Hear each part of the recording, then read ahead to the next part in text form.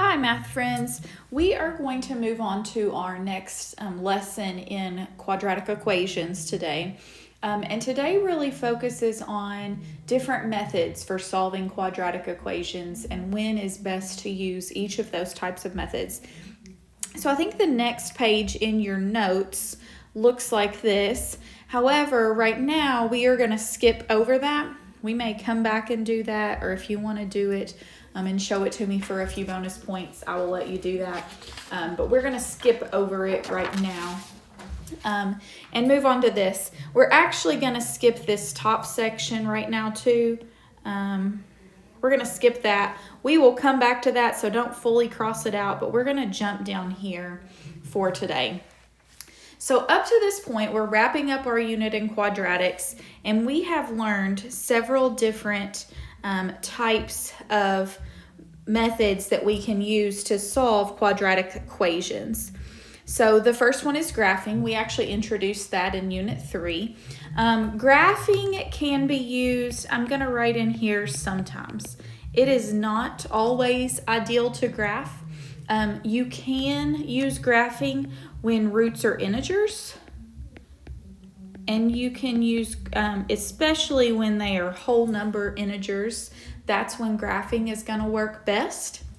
But in general, graphing is not always practical, okay? If I'm going to try to solve a quadratic, my first instinct is not to graph that, okay?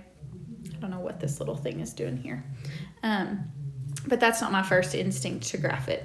Factoring is one of those that can also be used sometimes.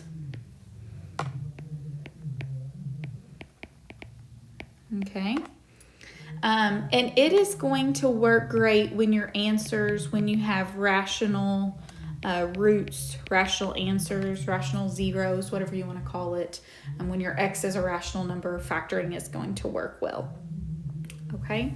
Square roots are going to work sometimes, and they are going to work when you have no b term. Remember, that's your x term. That's the one that has the x by itself, the middle term in our standard form, ax squared plus bx plus c. No b term. Square roots are going to have no b term.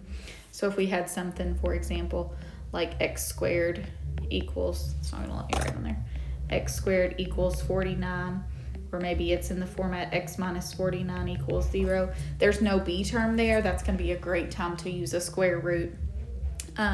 Completing the square, that is one that can always be used. Remember, that's the one where you have to get x by itself. Your x coefficient has to be 1, and then you come over and do the step b over 2 squared and add it to both of them and find the perfect square. So we've done that one before. Completing the square will always work. It's going to work best when your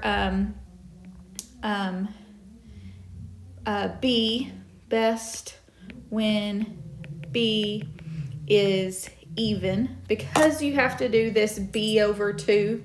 It's going to go best when you have b is even, or when there's no x squared, when x squared coefficient is 1. That's going to be when those works best. Sorry, I got a new iPad and it's doing some different things and I'm not entirely sure. So that's when completing the square works best. And then last, the quadratic formula will always work. It takes a little time, so it's kind of my backup plan. I'm going to say when all else fails. It's good when you can't do factoring, when you can't do square roots, when you can't really do completing the square. It's going to be probably my last resort, although maybe sometimes you want to do it in place of completing the square.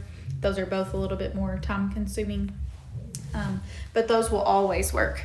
So what I want you to do today, we're going to skip these actually. I want you to go on to homework 9 today, and you're going to do all of it. It tells you on the side which method it wants you to do. So you're going to solve it using that method. This is a great review for this chapter as we near our test, probably next week. Okay, this is a great review for that. Let me draw your attention to number 3 really quick.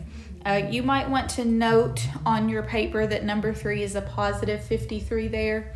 It kind of looks like negative on yours, but it is a positive 53. Okay, let me note one other thing. When you get to the back, you can skip this part. Okay, we'll come back to it, so don't completely disregard it. We will come back to it, but you can skip it from now.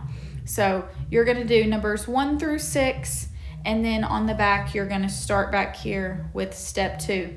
In step 2, you are solving each of these equations, A, B, C, and D.